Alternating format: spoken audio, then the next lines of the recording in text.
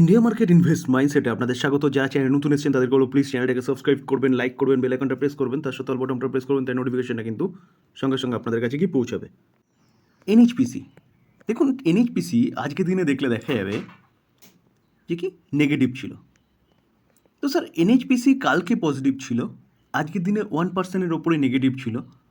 আজকে Saturday, market কিন্তু open ছিল, স্পেশাল ট্রেডিং সেশন, সেটা কিন্তু কালকেও আপনাদের জানিয়েছিলাম, প্লাস 10 দিন আগেও কিন্তু জাস্ট যেদিন খবরটা পাওয়া গেছিলো সেদিনকেও আমি আপনাদের কিন্তু জানিয়েছিলাম। 1%-এর ওপরে কিন্তু এই কোম্পানিটা নিচে নেমেছে। তো 1%-এর ওপরে নিচে নেমেছে বলে কিন্তু ওভারঅল দেখাচ্ছে কত 0.46, কারণ কি কালকের ট্রেডিং ডের সাথে কিন্তু আজকের ট্রেডিং ডেটা অ্যাডজাস্ট হয়েছে। তো সেই জায়গা থেকে কালকে যে আপসাইড মুভমেন্ট দেখেছিল সেখান থেকে আজকে যে নেগেটিভ মুভমেন্ট দেখেছি সেটা মাইনাস করলে পরে এখনও পর্যন্ত কিন্তু নেগেটিভ মুভমেন্ট কোম্পানিটা দেখিয়েছে। তো স্যার কেন হলো এটা?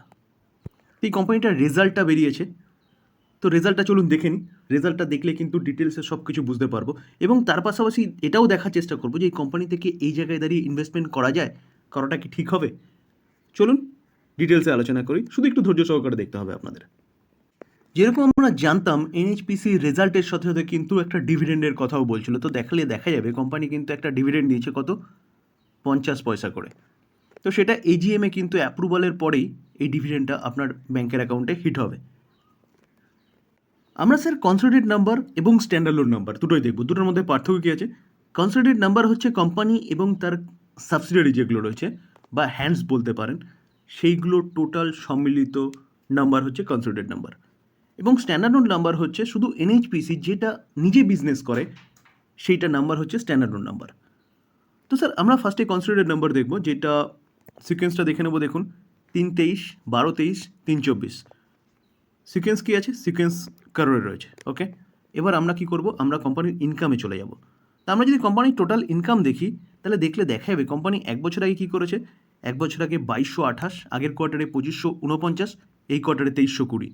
তো 2228টা 2320 ইয়ারলি কোম্পানির যে ইনকাম সেটা জাম্প করেছে, কোয়ার্টারলি কিন্তু কোম্পানির যে ইনকাম সেটা কিন্তু কমে গেছে। এবার স্যার আমরা এক্সপেন্সেস দেখব। তো টোটাল এক্সপেন্সেস দেখলে দেখা যাবে কোম্পানি এক বছর আগে কী করেছিল, 1545, আগের কোয়ার্টারে 1727, এই কোয়ার্টারে 1393। তো দেখা যাচ্ছে কোম্পানি কিন্তু যে এক্সপেন্সেস সেটা কিন্তু কন্ট্রোল করেছে ইয়ারলি এবং কোয়ার্টারলি।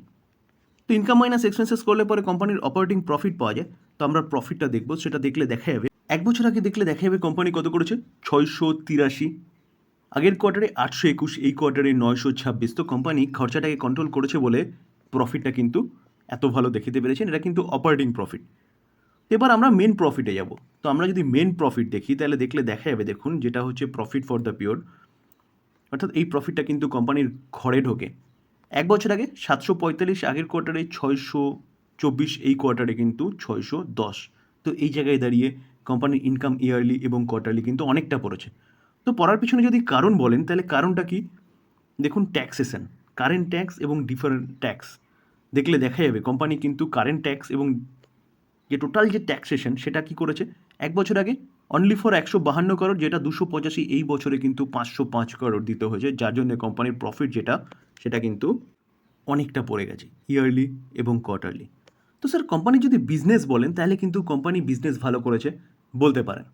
তো এই যে জিনিসটা দেখলাম, অর্থাৎ এই রেজাল্টটা যে দেখলাম কনসোলিডেটেড নাম্বার, তো এই নাম্বারটা কিন্তু কোম্পানির টোটাল যে সাবসিডিয়ারি রয়েছে বা হ্যান্ডস রয়েছে সেগুলোকে নিয়ে হচ্ছে নাম্বার। তো চলুন এবার আমরা একটু স্ট্যান্ডার্ড নাম্বার দেখে নিই। এই নাম্বারটা কেন দেখব, এই নাম্বারটা দেখব এই জন্যেই যে কোম্পানি নিজের বিজনেস কেমন করেছে। তো দেখুন সিকোয়েন্স অ্যাজ ইট ইজ রয়েছে, রুপিস ইন কারোরেই থাকবে।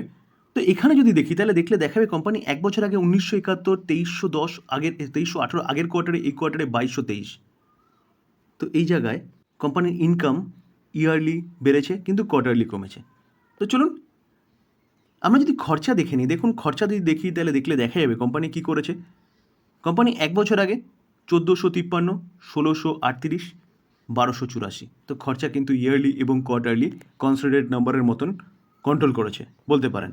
তো অপারেটিং প্রফিট দেখলে দেখা যাবে কত, 517, 679, 957। তো অপারেটিং প্রফিট কিন্তু যথেষ্ট ভালো করেছে ইয়ারলি এবং কোয়ার্টারলি। তো এবার আমরা কি দেখব, এবার হচ্ছে আমরা net profit for the period, অর্থাৎ কোম্পানির যেই প্রফিটটা কোম্পানির ঘরে ঢোকে। তো সেটা যদি দেখি তাহলে দেখলে দেখা যাবে, দেখুন 1 বছর আগে অনলি ফর 569, আগের কোয়ার্টারে 546, এই কোয়ার্টারে 697। তো এই জায়গায় দাঁড়িয়ে কিন্তু কোম্পানির যে প্রফিট, সেই প্রফিট ইয়ারলি এবং কোয়ার্টারলি বেড়েছে।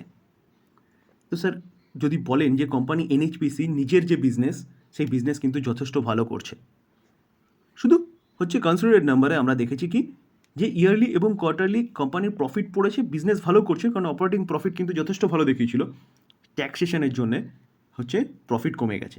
তো সেই জায়গায় দাঁড়িয়ে কোম্পানি যদি রেজাল্ট বলেন আমার হিসাবে, তাহলে কিন্তু রেজাল্ট ঠিকঠাক আছে বলতে পারেন। দেখুন স্যার, এবার যদি বলেন তাহলে আজকে পড়েছে কেন? দেখুন স্যার, এটা আমার হিসাবে বললাম, আমি লং টার্ম ইনভেস্টার। তো লং টার্ম ইনভেস্টমেন্টের ক্ষেত্রে কোম্পানি যে রেজাল্ট প্রেজেন্ট করেছে সেটা যদি বিচার করেন, তাহলে আমার হিসাবে রেজাল্ট ঠিকঠাক আছে। কারণ স্যার আমি যে ইনভেস্টমেন্ট করি, তাহলে ইনভেস্টমেন্ট কিন্তু 1 মাস 1 বছরের জন্য নয়, আমি ইনভেস্টমেন্ট করেছি লং টার্মের জন্য এবং কোম্পানির বিজনেস দেখে। কোম্পানি যেই সেগমেন্টে বিজনেস করছে সেই সেগমেন্টের বিজনেস কিন্তু কন্টিনিউয়াসলি বাড়বে। কেন? কারণ গভর্নমেন্ট কিন্তু সেই দিকে এগোচ্ছে। কোম্পানিটা কী কাজ করে? কোম্পানিটার মেন বিজনেস হচ্ছে হাইড্রো পাওয়ার জেনারেট করার। তো সেটা তো করেই, তার পাশাপাশি কিন্তু থার্মাল বলুন, সোলার বলুন, উইন্ড বলুন, সেসব নিয়েও কোম্পানি কাজ করছে। তো গভর্নমেন্ট 2050-এর মধ্যে 50% পাওয়ার জেনারেট করার কথা বলছে কিসের থেকে? রিনিউয়াল সেক্টর থেকে। তো এই কোম্পানিটাকে ভালো করতেই হবে, যেটা কোম্পানি নিজের বিজনেস যেটা, সেটা কিন্তু যথেষ্ট ভালো করেছে। তো তার জন্যই কিন্তু কোম্পানিটাও ভালো একটা পারফরমেন্স দেখাচ্ছে। দেখুন 1 বছরের চার্ট দেখলে দেখতে পারেন কোম্পানিটা 121% রিটার্ন দিয়েছে। আমরা যদি কোম্পানিটার 5 বছরের চার্ট দেখি, দেখলে দেখা যাবে কোম্পানি কিন্তু 324% রিটার্ন দিয়েছে। আমরা যদি ম্যাক্সিমাম চার্ট প্যাটার্ন দেখি, তাহলে ম্যাক্সিমাম চার্ট প্যাটার্ন দেখলে দেখা যাবে কোম্পানিটা অনলি ফর 177% রিটার্ন দিয়েছে, যেখানে কোম্পানিটা আগে কোনো রিটার্নই কিন্তু জেনারেট করে দেয়নি। কারণ বিজনেসে কোনো দম ছিল না। কোম্পানি প্রথম থেকেই রিনিউয়াল সেক্টরে কাজ করছে, রিনিউয়াল এনার্জি নিয়ে কাজ করছে। কিন্তু এখন কোম্পানির মধ্যে মুভমেন্ট কেন এসছে? দৌড়ানোর পিছনে কারণ যদি বলেন তাহলে হচ্ছে গভর্নমেন্টের চিন্তাভাবনা। কারণ কোম্পানি প্রথম থেকে রিনিউয়াল সেক্টর নিয়ে কাজ করতো, হাইড্রো এনার্জি নিয়ে কাজ করতো।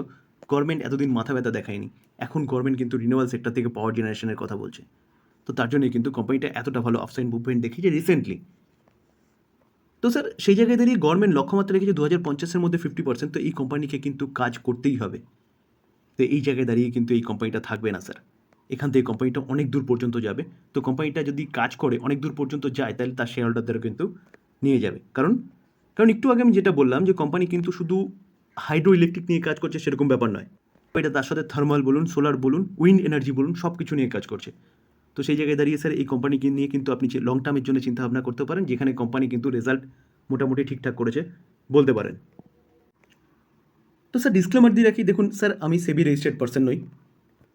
তো স্যার আমি কিন্তু বাই সেল রেকমেন্ডেশন একদম দিই না। তো সেই জায়গায় দাঁড়িয়ে এটাকে বাই সেল রেকমেন্ডেশন নেবেন না।